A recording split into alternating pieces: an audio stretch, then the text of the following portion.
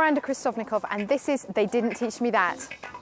I've been contacted by a new teacher who's in desperate need of some advice on her big problem, time management. I've got their plea for help on this MP4 player, and I'm going to play it to some experts. Let's see if they can help.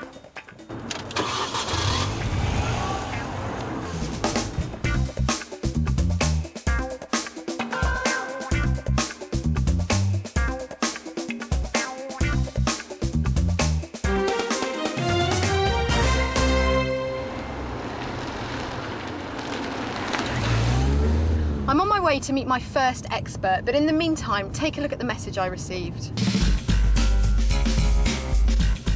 Hi there, my name's Vicky Anyon. I'm in desperate need of some help. Unfortunately, I'm finding my time management really tricky. I seem to get up in the morning at 6 and I'm still working at 9 o'clock at night.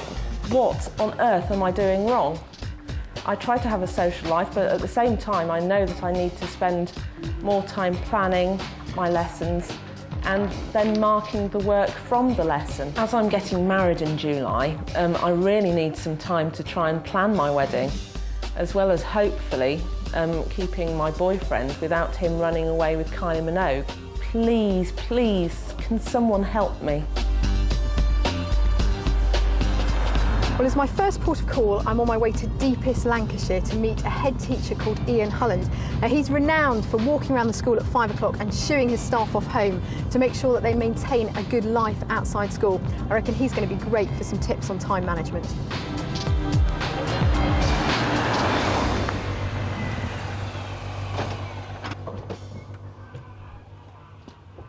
Hi, Ian. Miranda, lovely to meet you. Welcome to Alder Grange Community and Technology School. Thanks for sparing the time to meet with me. No worries. I'm on a bit of a tight schedule today. Are you okay if we walk and talk at the same time? Absolutely, lead on. Okay. Now, I'm actually here to get some specific tips on time management for a teacher. You've won an award for helping your staff get a better work-life balance. What sort of things have you done to help that? We spent a fair bit of time and money redesigning what was the staff room, which is now the staff lounge. Okay. So, come on in, Miranda. This is great. So as I was saying, when we were trying to find a way of making the life of the staff easier, one of the things that we wanted to do was use a windfall that we had in order to make a staff lounge, and this is what we did. And just going back to our teacher Vicky, she's spending 13 hours a day doing her work and marking. And what key advice can you give her to sort of prioritise and cut down on that workload? The way I get through a day is to organise my day into a whole series of slots with the intention of hitting one particular thing or a series of things inside each slot. Anything I don't get done gets left, and I focus on the important stuff rather than what's urgent. And any tips for Vicky to achieve a better work-life balance? It's important that she gets plenty of sleep. Right, it's such a demanding job that the only way of keeping your head above water is to be rested. So plenty of sleep is vital. Secondly, lots of exercise as well to keep everything, working well. And what about some really concrete tips for reducing the time that she spends planning the lessons and also marking? The first one is not to be too ambitious about what she covers in any given lesson. That she focuses on a particular and small number of outcomes linked to a wider programme of study. I still strongly believe in the idea of the diamond-shaped lesson.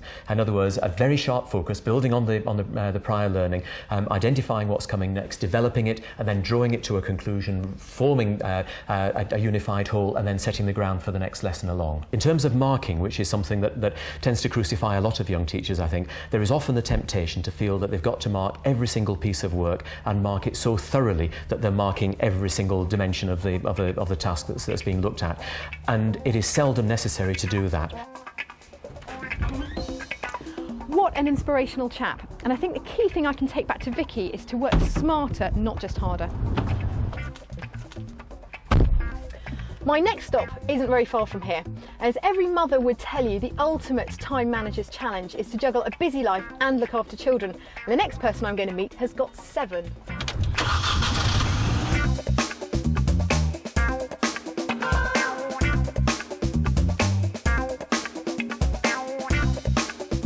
When people say, who would play you in a movie of your life?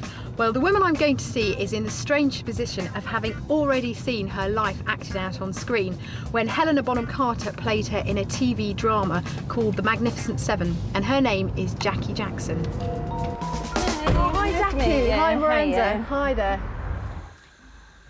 I'm here specifically on behalf of a teacher called Vicky who wants to work out how she can cope with a huge amount of work outside the classroom. I want some concrete advice from you about how you fit so much into your life. The first thing to do is to take time out.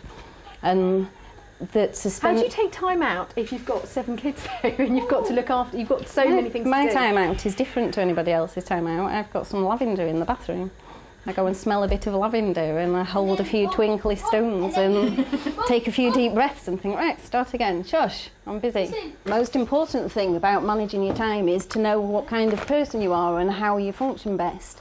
I'm the kind of person that if I'm decorating, I paint a skirting board in one room and then I paint a ceiling in another room and then I go and put wallpaper in another room, and it's always because ongoing, you know, that's the way I function. But I'm aware of that, and I think that's the most important thing, that if you try and set yourself tasks that are out of your own character, then you get in this big panic and it all becomes quite impossible. So identifying what sort of person you are and then just setting yourself realistic goals within that sort of parameter. I think so, yeah.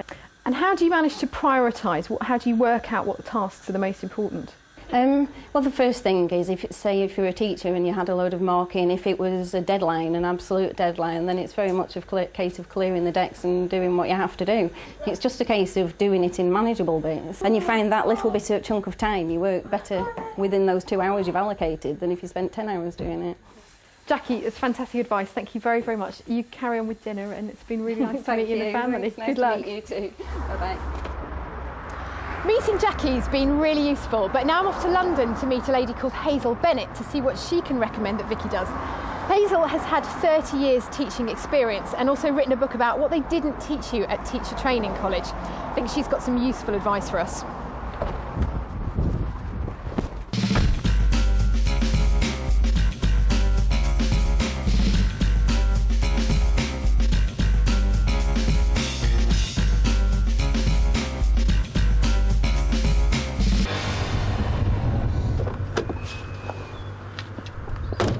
I seem to get up in the morning at 6 and I'm still working at 9 o'clock at night. What on earth am I doing wrong? Right. So initial reactions about what Vicky's saying?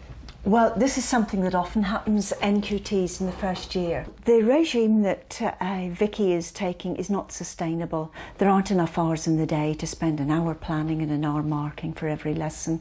What Vicky has got to do is have a cut-off point in the day. So how does a teacher fit all their work into this time if they've got to have this cut-off point? She's got to prioritise. She's got to make sure she gets the plans in on time to the head so that he won't chase her up.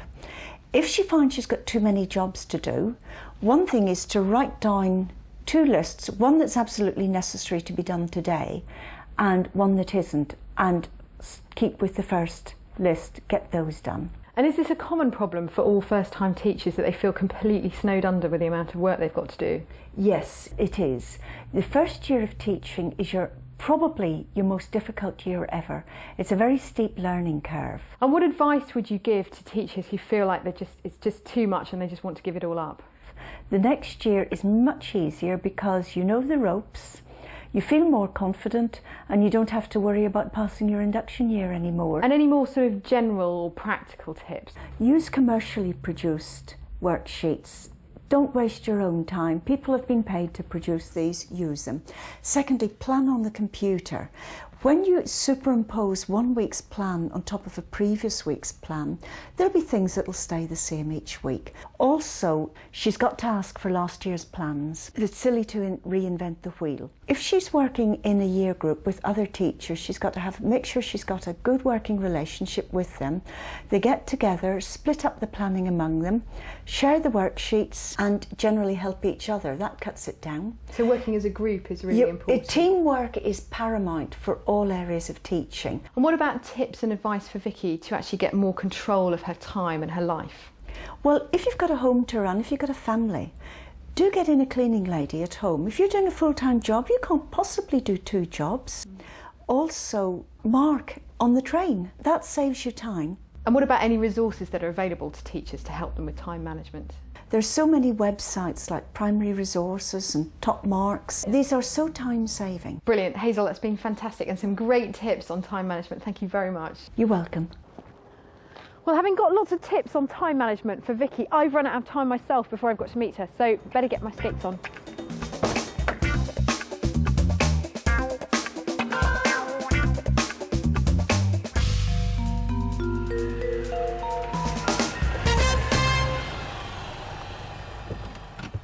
Well, this is it, my last stop off. This is Vicky's school in Northamptonshire. I've squeezed all that advice and information for her onto this, and she should be waiting to see it all inside.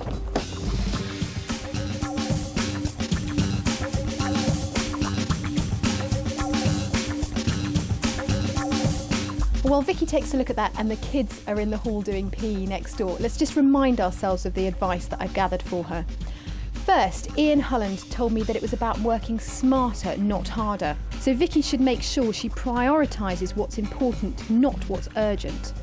He said she shouldn't be marking everything, nor should she be over-ambitious in her lesson plans. He also said that without plenty of sleep and exercise, Vicky's working time won't be spent effectively. Jackie Jackson stressed the importance of finding something that allows you to take time out and de-stress. She said that Vicky should recognise her own character type and work to it, not in spite of it. And that we should always remember that no one does their best work in a panic. Even if you're up against it, it's best to calm down before you approach an important task. Finally, Hazel Bennett told me that Vicky could be saving time by not repeating work that others have already done. Use commercially produced worksheets and last year's lesson plans, for example. She said it was important to always prioritise and establish a cut-off point, and she left Vicky with the encouraging words that the second year is always easier than the first. Vicky's just about finished. Let's see what she made of the advice. So Vicky, you're working a 13-hour day and you're trying to plan your wedding. Now, was there any advice in there that's going to be useful in this situation? Yes, lots of things. It's been really helpful, actually. Thank you so much. Both Ian and Hazel said that it was important that you didn't feel like you had to mark everything. Is that something you've been doing? It is, yes. I've been writing comments, long comments, in every child's book. And sometimes, yes, it does get a bit too much. And Hazel Bennett talked about the importance of using commercially produced worksheets. Again, is that something that you could perhaps take on board now?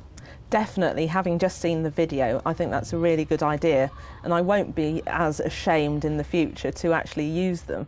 Now, it was fascinating for me interviewing Jackie Jackson with her 7 children running around all over the place, and what a mad life that she had. But she was stressing the importance of having this me time. Is there any way that you can find the time in the day just to take time out and de-stress? I will definitely try. If she can find the time with 7 children, then I can find the time. Great. Ian Holland, the head teacher, goes around his school at 5 o'clock and throws all the staff out and makes them go home. Now, is that something you'd like to see in this school? That would be really good. But the school gets locked at 5:30, so we're nearly there, I think. Now, when I go, are you going to be marking books or are you going to go and take a hot bath and relax? Unfortunately, I'm going to be marking books. Well, I'd better let you get on with it. Really good luck with the wedding. Thank you very much indeed. Lovely to meet you. Thank See you. soon. Bye. Take care. Hopefully Vicky is now better equipped to manage her time. If you want to watch this programme on your own MP4 player, you'll be able to download it as a podcast at the end of the series from the Teachers TV website. But if you can't wait until then, don't forget you can now watch and download the programme via broadband. Next time I'll be sorting out the problems of another new teacher, but until then, goodbye.